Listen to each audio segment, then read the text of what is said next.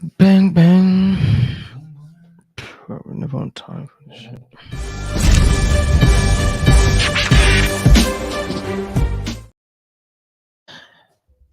Hey, happy Monday, guys! Welcome to the Boom Effect podcast. I'm here with my co-host, Mr. Steven. I'm gonna make sure we're all live on Facebook here. Um, Today we're going to talk about all the deals we closed since January. Not only we're gonna give the addresses, but this past week I've done a lot of one-on-one consulting for people that want to do pre-foreclosures, and I've noticed the common issues that they're running through, why they're not closing deals, and we're gonna talk about it. We're gonna talk about some of the deals we're currently doing. Talk about the deals we've closed. What was the sellers dealing with? What issues the sellers were dealing with or their family members? How were we able to track the most difficult ones to find down? Because that's one of the things that most people. Anyway, I'll talk to you guys about all the mistakes I've noticed with some of the newbies. I've done one-on-ones last week with that are trying to do pre-foreclosures but they're struggling. Mr. Steve, say hi. Bro, you gotta have to talk loud because I don't know if that mic is. Yeah, I got you guys. Boom, boom, boom. What's going on, you guys? Sitting right here now, going over some of the hoods that we had. Been a pretty great week so far. I mean, we just potentially put 2 to 3 more deals on the contract this week too as well.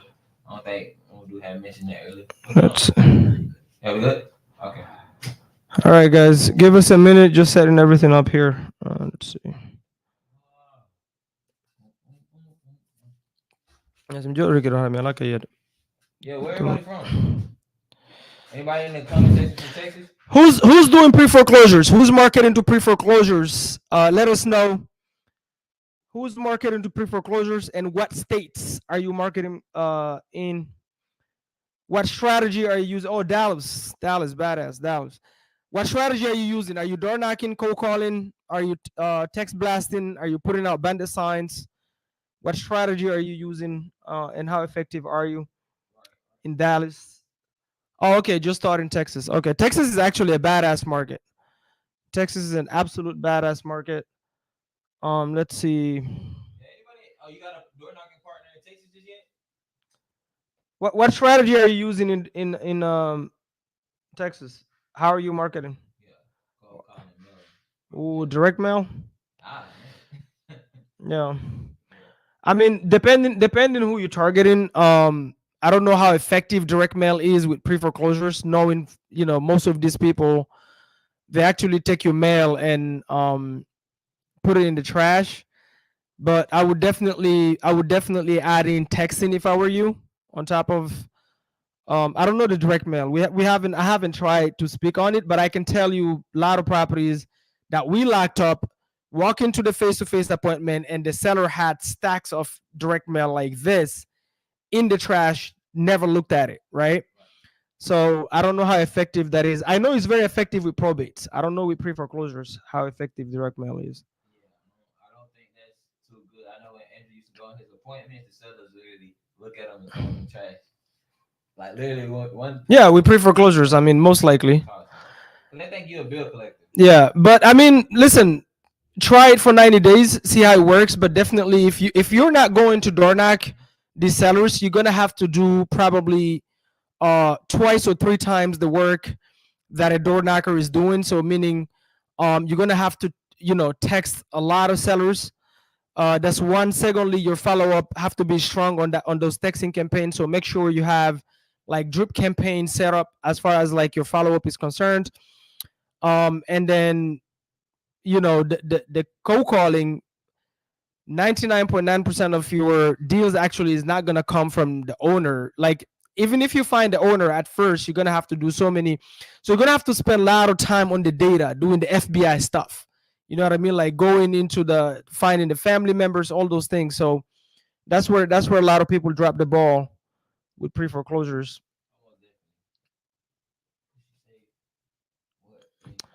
What if absentee owner? Yeah, I wouldn't mail absentee owners. Um. So anyway, I don't know. I don't see the name. Leticia, I think it's Leticia. So we're gonna focus on pre-foreclosures today. Absentee owners, just keep cold calling them. That's not an issue. Is mainly we're talking about niche lists as pre-foreclosures, probates. The way you market them, you better be very specific and very intentional about it. So we live here. You have some of the HUDs. Yeah, quite a few. Okay, so we're gonna go over the list, guys. So here's the thing. Let me see. Actually, We got the one on Raven Tree. Man, we lost a lot on there. I know, right? Yeah, bro. Oh, man. All right, guys. So again, guys, welcome to the Boom Effect podcast. Every single Monday, we'll drop an episode at 6 p.m. Either pre-recorded, sometimes we'll go live, like today. Sometimes it will be a pre-recorded one. You guys let us know which one you enjoy the most. But mainly, we're gonna come here and talk about. We're gonna start bringing guests to talk about their experiences, guys. If you're watching on YouTube or on Facebook as well, let me know if you can hear me. Okay, if the audio is fine.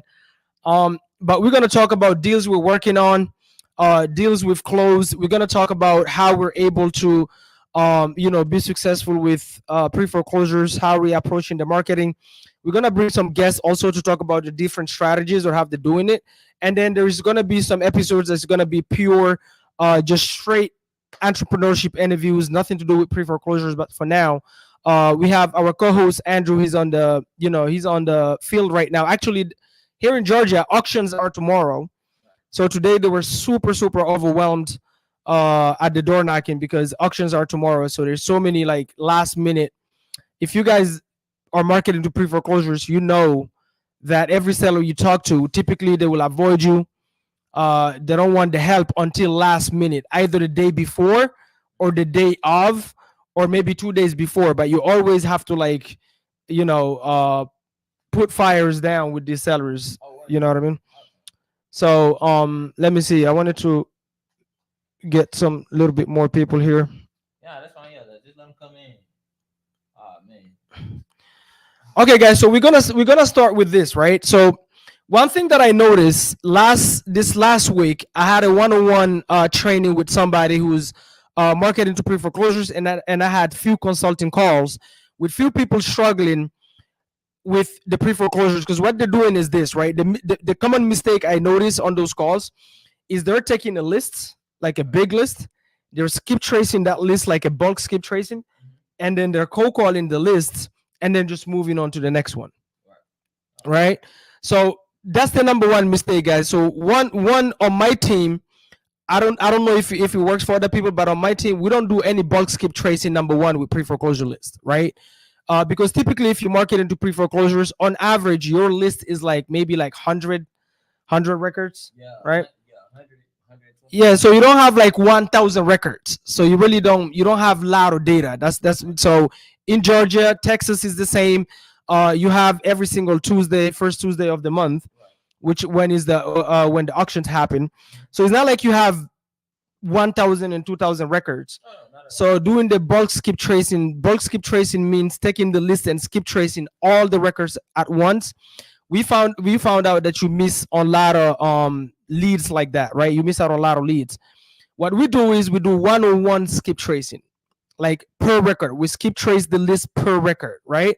That's one. Secondly, the mistake is this. So let's say you have 100 records that you skip trace. You have all their numbers. So let's take like John or 123 Main Street, right?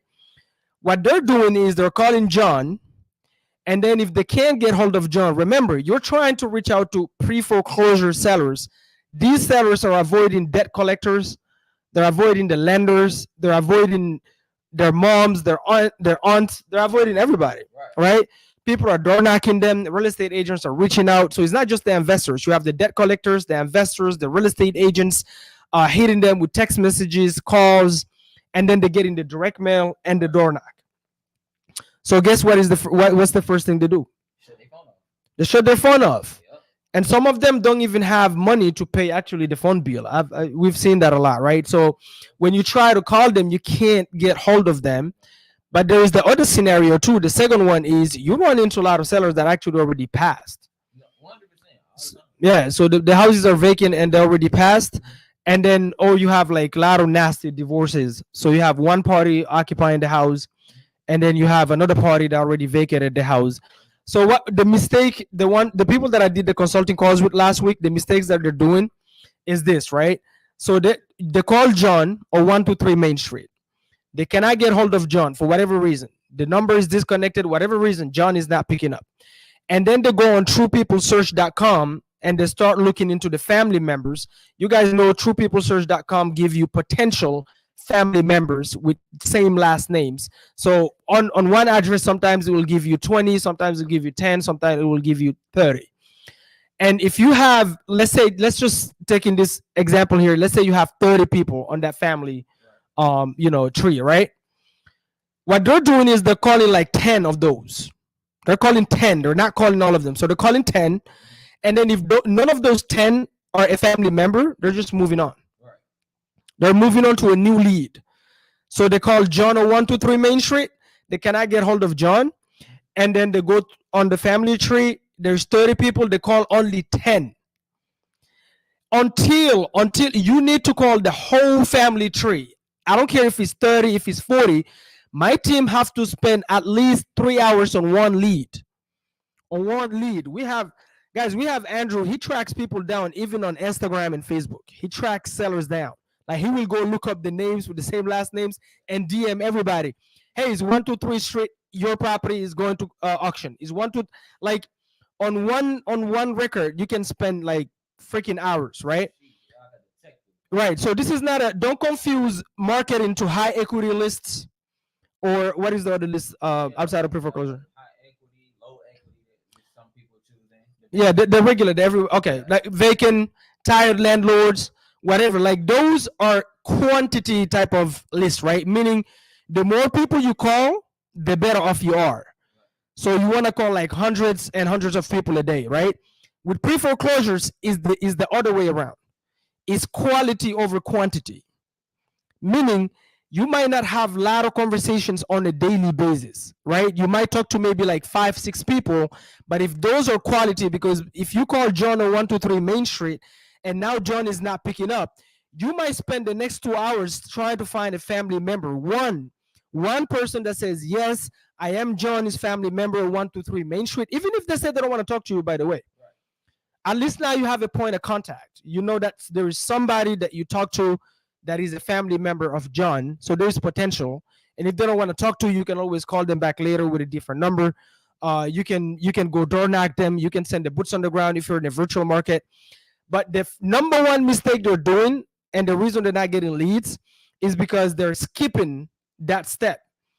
They're not spending enough time on one lead, on one record, to try to go ahead and go super deep on that data and try to find a family member. So it's funny because one of them, I was sitting with him here, he called 10 people, and then I said, let's dial the 11th number, and that was the lucky number. The 11th number ended up being the lady's ex-husband. Just goes to show that you gotta take right? So pre-foreclosures is about the data first. You have to spend a lot of time on the data. Don't take the lazy route. Don't take the shortcuts. So if you have one address, 123 Main Street, one address, and you call that address, you call all the numbers you have for that address, right? After that, you go on truepeoplesearch.com. If truepeoplesearch.com give you 40 potential family members with the same last name, you want to start by calling first the people that are younger. You know how it gives you even the age when you pull it up on truepeoplesearch.com. So it gives you the age of the family members. So some of them you will see like they're in their 50s. Some of them are in their 80s. Start by calling the people that are in their 50s first, because they're most likely alive. And then end by calling the ones in their 80s. It doesn't mean they wouldn't be alive, but you might end up talking to an old granny from a landline, right? Yeah. So most of your pre-foreclosures deals is going to come from family members. You're gonna get in touch with a family member, then that family member will potentially put you in touch with. We have a couple of sellers right now we're dealing with. They're in jail. The sellers are in jail, so you can cold call those sellers all day long, text them all day long. You would not have, been able to find the sellers. How did we find out that they're in jail and talk to them? Is because we found the family members, right? So anyway, Steve, what do you want to add on it in terms of like going deep on the data? Yeah, I mean, for you guys, on top of diving deep into data and everything, again, get into the door. Like, even if you gotta go door knock the family members, don't be afraid to go out and actually go door knock the family members. We've actually gotten deals like that where we couldn't get in contact with the actual owner of the home. Right. We go door knock the family member. Either we find out the person is deceased, or we get in contact with a cousin of a cousin of a cousin that may have a power of attorney. The recent deal we just did happened just like that. Right. So you guys don't be afraid to get out here and actually go door knock the cousins or. So give them the story on that one. Give them the story on the most recent one we just closed. So on the most recent one, we just First, we're gonna give you guys the address so you guys know that's real, and then here, you can. Oh, he's actually looking up the HUD here. Yeah. Okay. So perfect. So the actual address on this one is 3067 Orbit Circle. We can actually get out since we closed on Orbit Circle in Georgia, guys. Yep, Orbit Circle. So on this one, we actually had got in contact with the niece that stayed in Florida 1st. Andrew was actually cold calling. We door knocked the house. We saw that it was vacant. So once Andrew actually saw that the property was actually vacant, he said, "Okay, let's actually go do a deep dive on this one." The very first thing he did was pull it up in Propstream. I think they saw that he owned the home by probably 18, 19 years. Once he saw that it was in the family for 18, 19 years, he was like, "Okay, this one has a ton of equity." It seems so let's pause right here, right? Guys, look at the steps. So he went door knocking. And then how much did we make on this deal? Bro, 36,000. Okay, this one was a $36,000 assignment, right? This is the most recent. When was the date on the that we closed on? Yeah, we closed on this one on April 15th. We closed on it, guys, April 15th, right? So first he went and he door knocked the property, and the property was vacant. Nobody was living in the property. And then after that, when he went home, he didn't go ahead and try to call new leads. He took that address, went on Propstream, guys. If you don't know, Propstream is a one-stop shop. Definitely use it. But when you go on Propstream with Pre Foreclosures, don't pull Pre Foreclosure data from Propstream, guys. That's not what you want to do. You want to look up the addresses that you already have on your list from maybe like auction.com, preforeclosures.com, wherever you pull your list from the county. Those are the freshest lists you're gonna get, right? So you want to look up the address on Propstream, and what you're looking for is the details. So Propstream will give you like way more details that will give you some sort of background on the property. Like, for example, it might show you that the property actually have other liens outside of just the mortgage, water liens, whatever, tax liens, some more pains. So now you're like, oh shit, not only the seller is behind on the mortgage, but they're also potentially behind on taxes, and like he gives you the overview, and then you can see how long they've owned it. What else can you see on Propstream? How long they actually owned the home, if they have a lien on it, when the property actually sold, how long they've owned the property for, which is one of the biggest things I would tell people to look for, how long somebody actually owned the property. Right. And then they also have like the type of mortgage as well sometimes. So it's right. Yeah. So that information, guys, is key, because once you look at it and you go, man, this person have owned the property for 20 years on Propstream. So you pull up the address on Propstream. So you door knocked it was vacant. Then, by the way, he leaves a note. So he door knocks the door, is vacant, leaves a note. Call me if you're interested. Then go back home, log into Propstream, look up the address, and look all the other information. Ownership, right? Let's say the seller have owned this property for 20 years. Then you see there is also tax liens. Then you see all the other information, what kind of mortgage, all these things. Now you know that this is somebody you want to dive super, super deep to find a family member, because there is equity. They've owned it for 20 years. There's potential equity here. So you want to go deep and call everybody you can. Or you go now on truepeoplesearch.com, which is probably the fourth step or the fifth step. Right. You go on truepeoplesearch.com, you pull up the address, and then you look at all the family tree, the potential family tree, and everybody with the last name. I don't care if it's 40 people. All of them are getting a call. Until you get somebody that confirms, yes, I am the family member of John 123 Main Street. Boom. That opens up the conversation. It doesn't mean they're not going to hang up on you. It doesn't mean they're going to give you the key to the property. It doesn't mean they're going to sell it to you, but you have a point of contact. You found somebody that is potentially, a family member that is going through a probate, whatever the case may be. But this step here is so crucial, right?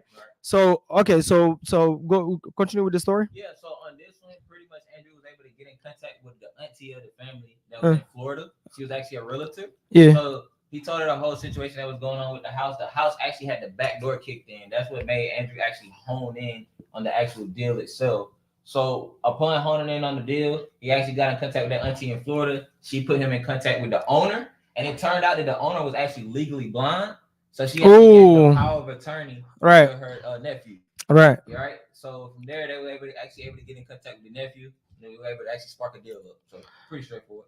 Yeah. So no, that's the thing. It's not straightforward because that's the mistake people are making. Right. So as you guys can see, it's not as straightforward. It actually has a lot of curves to it. Okay, has a lot of curves to it. So pre foreclosures is full of curves. There's no such thing as a straight line to the seller. 99.9% of the time, there is no such thing as a straight line to the seller. So the curve is, he had to talk to the first. He had to door knock the property. Right. Then it seemed like the property was open with freaking squatters, so he didn't get in. Then he had to track down the niece. Then the niece put him in touch. Actually, told him a little bit of the story that the aunt is illegally blind. Is the nephew that actually is holding the power of attorney. So now he has to go talk to the nephew, right? I forgot to add this part to the story as well. On top of having the power of attorney, he was actually under contract with another wholesaler. Oh yeah. So another thing, guys. So when we got in touch with that seller, he was already under contract with somebody, and it's been 3 weeks. Yeah, it had been. Actually, been a whole month. He was like coming up. A whole month. So a whole month, and that person couldn't perform. And at this point, the seller is like, "Hey, I'm tired. This is complete. It's taking too long." But here's the mistake that investor made, though, is when we got in touch with the nephew, we didn't just kept talking with the nephew, right? When you talk to the family members, guys, remember, now you become that bridge between all these parties. So because sometimes you'll talk to the nephew and the nephew will tell you one thing and the niece will tell you one thing and the aunt will tell you another thing, and none of them is making sense. So you have to be that bridge. If there's two parties that don't get along, you have to be the one that kind of like that, be the mediator, right? So that's what helped us get this deal. Is we got involved within the family. We talked to all the parties. We see the issue here. The power of attorney was getting super complicated because it seemed like it was a legal power of attorney, but I think it's because he kept it in his pocket a long time. But yeah, it was a weird. I remember the attorney was iffy closing on that. Yeah, the attorney actually had an issue on it. The attorney actually almost killed this deal, to be honest with you. He didn't want to do the transaction due to some stuff that had happened at the attorney later, because there was a lot of fraudulent power of attorneys going around. So he was very, very hesitant on doing this. But Andrew and Mama was actually able to get on the phone with him and kind of have a conversation to ease him down, and we got the contract going. Yeah, if you guys look at my YouTube channel, I have the call where we were talking to the seller, and then after that we talked to the attorney actually to solve that issue. So here what happened, guys. When you talk to a seller in a pre-foreclosure situation, but the owner is somebody who already passed away, they have to take that property through what we call a probate process. Now, this one right here, the actual owner is alive, or at least the person that inherited the property, which is the aunt, Right. but she gave a legal power of attorney to her nephew because she's legally blind.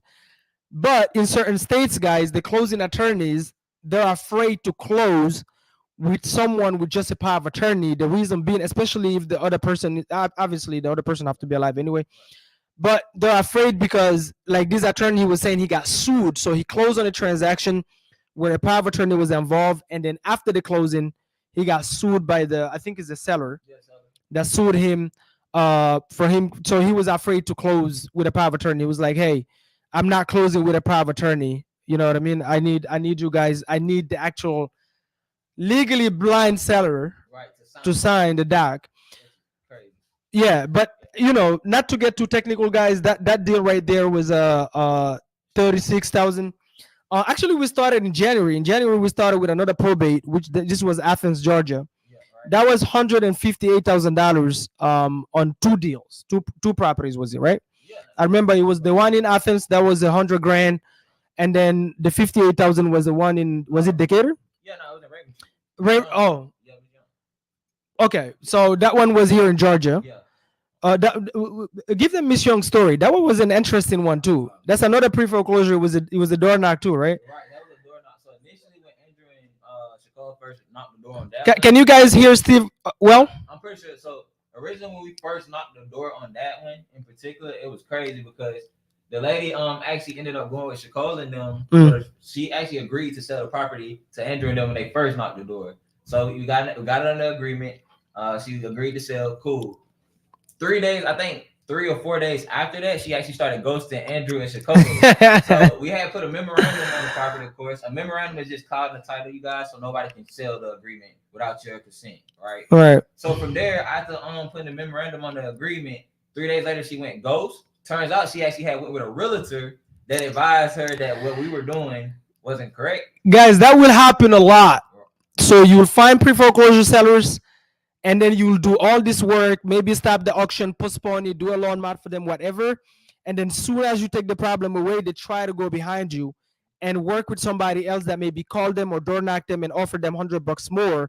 So you want to file what? Yeah, you want to go ahead and file something called a memorandum. So a memorandum of contract, guys, right away, because like then you can cloud title in case they try to go behind you. Because remember, there's so much work you're gonna have to do and to help them get out of it. But go ahead. So even for them, they actually paid for the bankruptcy the first time. Yeah, I know. Yeah. This is pretty crazy. So remember, the sellers don't have the money. Right. They don't have the money. A lot of the times, you guys can't even afford food that time. You gotta right. These guys going through hardships. Right. For that, they paid for the bankruptcy, got it postponed. 3 days later, she ghosted them, went with the realtor. The realtor ended up couldn't perform. The realtor tried to get her to do a loan modification. The loan modification ended up not going through, and she ended up falling out of contract with the realtor to go into contract with another wholesaler. These wholesalers had actually went on a contract with her, and they listed her property on the market. Couldn't get any traction with that listing, so they had it on the market, overpriced. She ghosted them again. She ghosted those investors. She actually ghosted those investors. Guys, I remember that one because every single day when I wake up, my team will come to me with a new story. I was like, oh, this one right here is and I think there was a son that was completely in shambles. Like the son literally didn't do anything, wouldn't help, moved in, became a burden on the mom. It was crazy. And you know what's funny part about it? We actually ended up meeting the wholesalers that had that contract. Meeting them where? Yeah, we actually emailed them at an event. They was at an event. We actually met them. So the same. That's crazy. Couldn't sell the deal. They ended up saying she ghosted them. They ended up falling out of contract on the market. So the realtor ended up ghosting the realtor, ended up ghosting the wholesaler. So Andrew and them 3 or 4 months later actually went back out to the door and re-knocked the door again with the contract in hand. And we ended up getting the contract after that time. So it was five times that we had to go back to the door. Guys, look at that persistence. This is another thing, right? With pre-foreclosure, your follow-up game better be super strong. Crazy. Like you have to follow up relentlessly. You have to call these people with different numbers. You have to go in front of the door. What we're doing right now, guys, we're doing partnership with people. So like, let's say, because I'm not in Texas, right? But if you have a property in Texas and our team talked to a hot lead and then we have a point of contact and then 2 days later, they're not responding, we're squatting up with boots on the ground in every state. We'll send you at the door. We'll tell you what to do. You just go door knock it, have another point of contact. So at least they see, hey, these people are real. You know what I mean? Like the face-to-face, I cannot explain to you guys. There's something that happens with face-to-face appointments. It's like you can build more rapport. You can build more credibility. Sellers can tell you more. Last time I did it, like the boots on the ground, he had me on a speaker. You just go in front of the door, have me on speaker. So guys, if you're not local in that state, just squat up. But remember, if you're local in that state and you've called them, you've talked to them, and now they're ghosting you, get up. Don't be lazy. Go to the door. Go in front of the door. You already spoke to them. Go door knock them. Hey, I'm here. We spoke on the phone. I don't know what happened. I tried to call you. Maybe it's my phone. Always blame yourself, by the way. Do not tell them that, hey, I know you ghosted me. Don't do that. It's unprofessional. But I promise you guys, like, you're going to have to be, and we even noticed this, right? Our big assignment fees, guys, comes from the sellers that we talk to. Even after we talk to them, we still go to the door. So we still send somebody to the door even after we talk to them. But this one was what, 58,000? Yeah, this was a 58,000 assignment. But you guys see he's not even done with the story, I think. No, it's not even about the story. We actually left money on the table with this one. Yeah, I remember. Yeah, we're supposed to. So we were dealing with a hedge fund. Right. I know we sold it to a hedge fund, but at first we're dealing with, which they flipped it, right? Yeah, they flipped it. contract to the hedge fund. Oh my gosh. $30,000 on the table from that deal. Yeah. So guys, we could have actually made 80,000 on that property. We ended up making 58, but that's because we rushed the process on the disposition side. We took I think the first offer that came in we did. with the hedge fund, right? Yeah, I think because we were sitting on it so long and following up so Yeah. long, we just took the first one that came. Because of a time crunch, basically. But that's gonna happen, guys. As long as you like, let's say if I had made $1,000 and then I hear that the hedge fund made like freaking 80, then I would be freaking mad. But we ended up making $58,000. What? It took like maybe like 14 days or so, or maybe 30 days, right? But the follow up, guys, look at the follow up, guys. Don't knock the seller. Have a great conversation. Agree to help them. Then the ghost. Then go back to the door. Door knock them. Keep following up through texting, drop campaign. So we use REI reply, guys. I'm gonna put the links in the description below. We put REI reply to do our texting, and then we have automated follow up text campaigns. We follow up with the calls. If the black one number, we get another one. If they block Steve is gonna have Daniel call. If Daniel get blocked, Daniel is gonna have Jaden call. If Jaden get blocked, he's gonna have Toronto call. We like relentless, guys, on the follow up, right? But the face to face, I promise you, if you guys doing the pre foreclosures, even if you start by cold calling first, then you text them. But once you're getting responses and then they ghost you, go to the door or send somebody, send the boots on the ground on the door. And we partner up with Boots on the Ground nationwide, guys. We JV with them. If you're willing to help us and go at the door, we do everything else. We do the follow-ups, we do the talking, we do the negotiation with the banks. By the way, we use transactmasters.com to negotiate all of our liens on all of our files. But that's the second one. So that's 58,000. Then the third one was and we helped that lady relocate everything, guys. She came to us at the close of escrow. That's the thing, right, guys? If you're gonna pre-foreclosures will really show you how we're not in the real estate business. Here's what I mean by that: we're truly in the problem-solving business, because the problems we've solved for each and every seller, every story you're gonna hear have nothing to do with the property, nothing at all. It's always like private issues, like helping them find now a new location, helping them with like that lady. I remember at the closing, Mrs. Young. That seller, she pulled me on the side. Her son was like right next to me, and she pulled me on the side and she said, "You see him? I hate him. He's not responsible." She was whispering in my ear, like her son, is the guy is like over his 40s, living with her, not helping her with anything. She's in pre-foreclosure. People came in the house, talked to her, put her on the contract, and he's never even came in, not once, to see who are the strangers she's talking to. Did she take the right decision? Like nothing. Don't care at all. He didn't.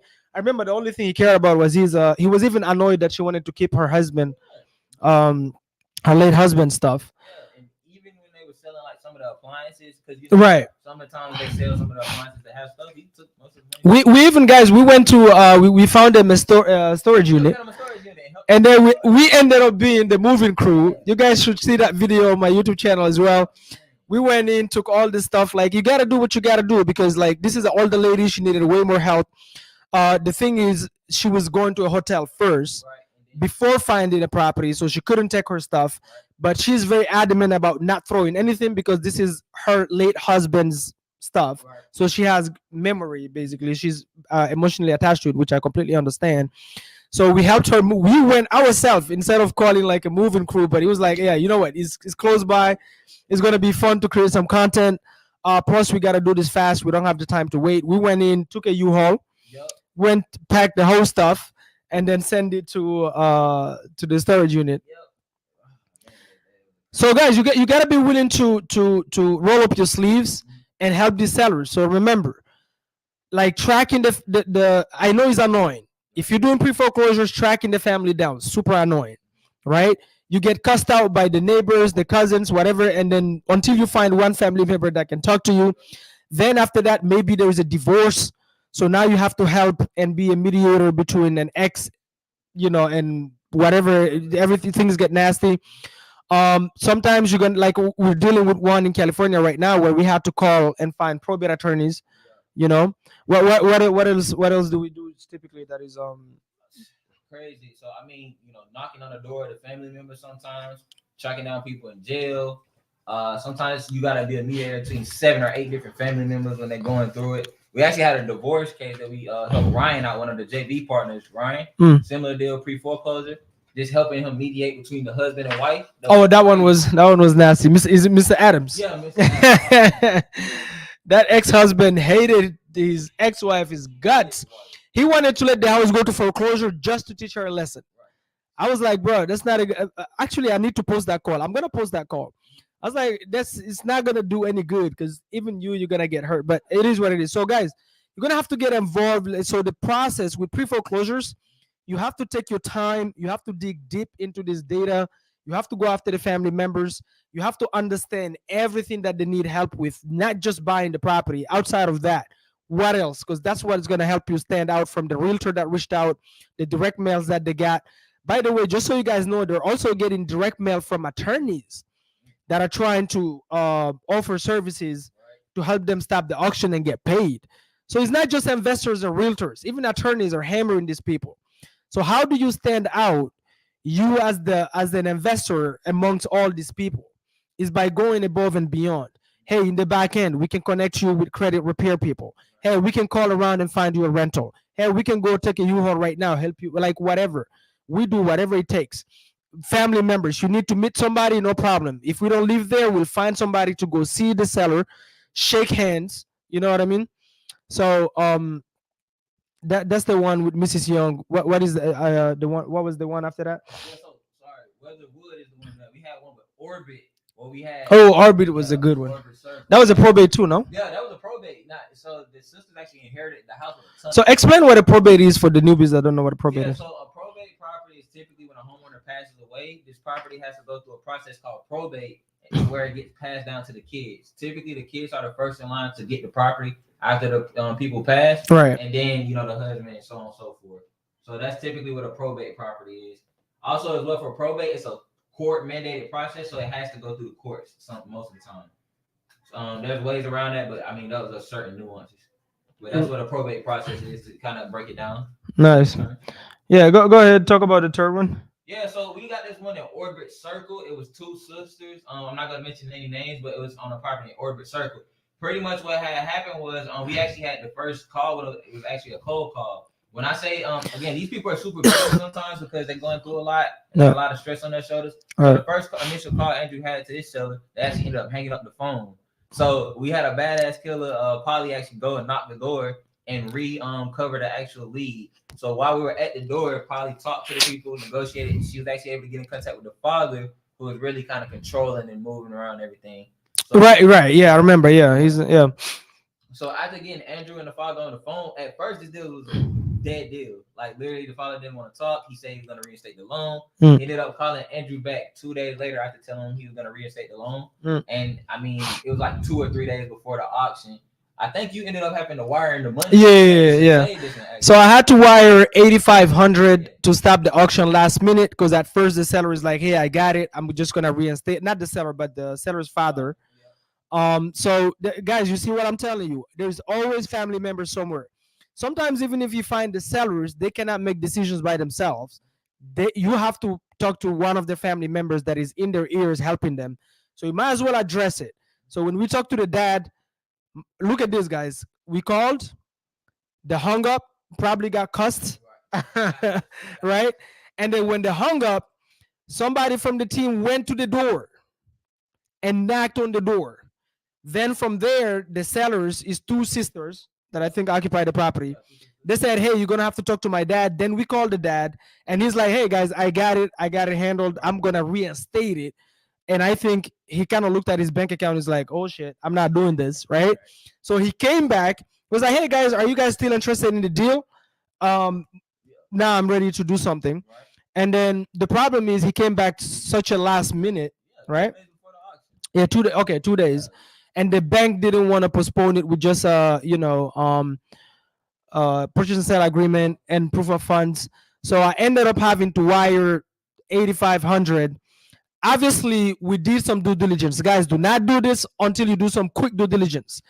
You have to do, this is why you want to build relationship with great title companies that want to do business with you, right? So we have badass title companies here in Atlanta. So we call one of the attorneys and we say, hey, can you expedite the title search on this file like right now? Can you go and look at if there is anything else outside of the lien that we're looking at right now? I think the seller was behind how much? Yeah, it was the 8,500. So the seller was behind 8,500 on a house that is worth $290,000. This one we ended up making how much? 63,000. The assignment on this one, guys, was $63,000, literally. So invested 8,500, made back $63,000. Somebody give me the return on that investment. I don't know what it is, but guys, we called the attorney and we're like, we need you to look at right now, outside of the 8,500, do you see anything else that we need to worry about? Why did I ask the attorney to do that? Because if I paid the 8,500 and then we go to closing and we find out that they owe the IRS another $100,000, then they're behind on taxes, then they owe money to, I don't know, whoever, maybe a window company, right? Then you're effed. So before, if you ever, last resort, if you ever going to reinstate a loan because it's a small amount on a pre-foreclosure to stop the auction, because the sellers got back to you to where you don't have the time to do the loan modification, you don't have the time to submit a purchase and sale agreement with proof of funds to postpone it, you don't have the time to do a bankruptcy. There's so many other, there's 7, 8 other options, actually 12, that you can do. If you don't have the time, then the last resort is to send the money. One, if you're new, you don't have the money, partner up with somebody like us, we'll send the money.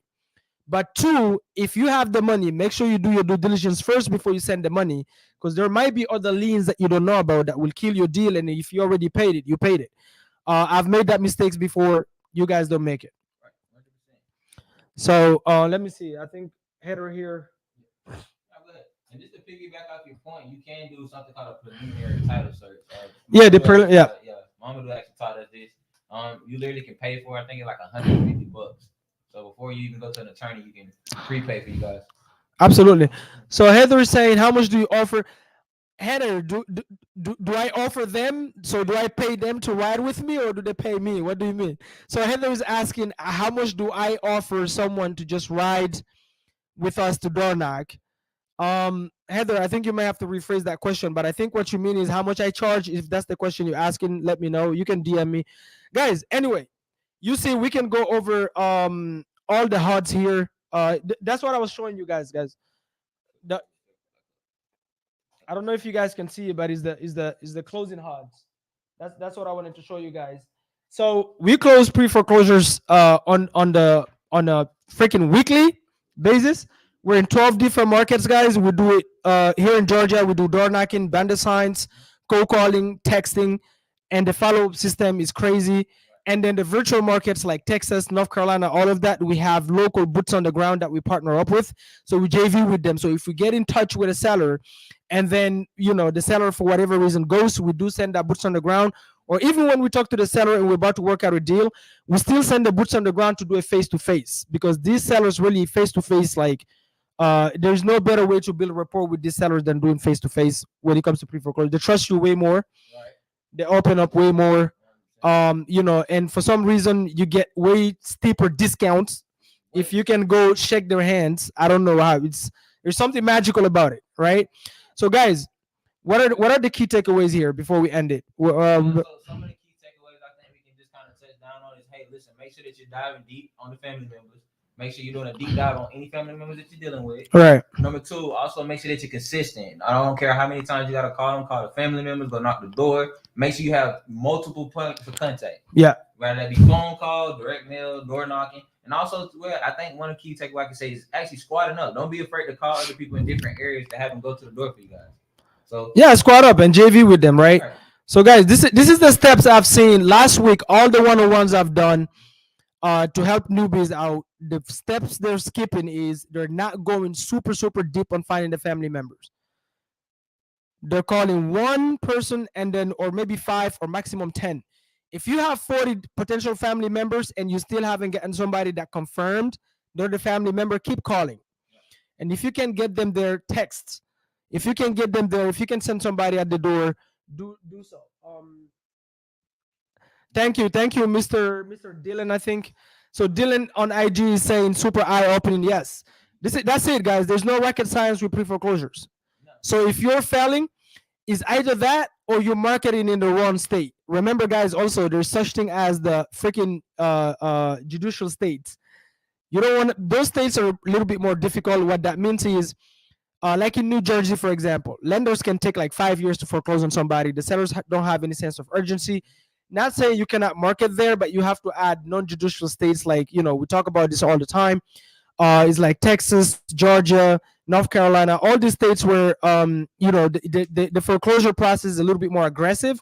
Somebody can lose their home within 90 days. So the sellers have a little bit more sense of urgency, and they're willing to talk to you a little bit more. But that doesn't mean you're not going to be required to relentlessly follow up. Okay, hey Keisha.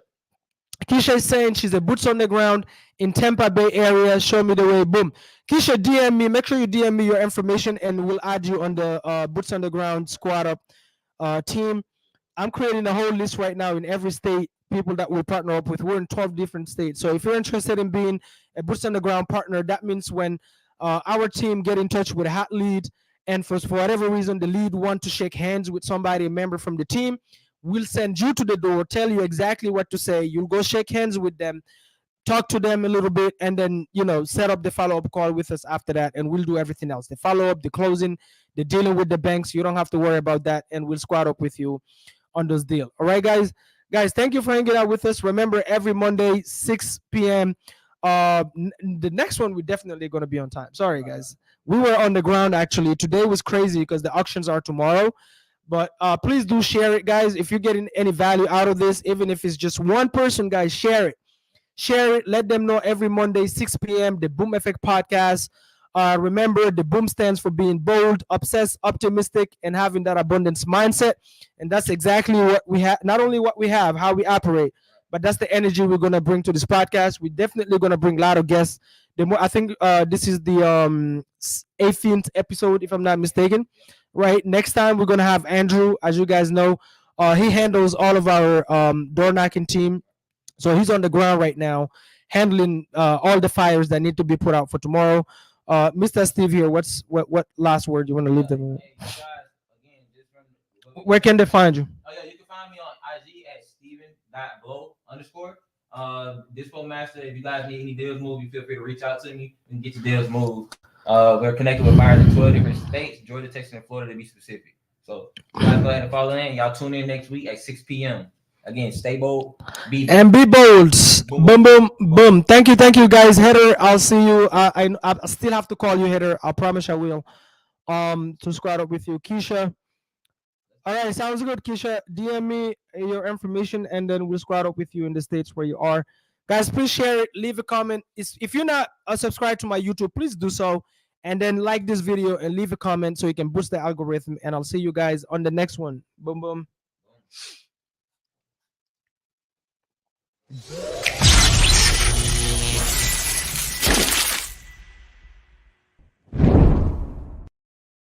Take action.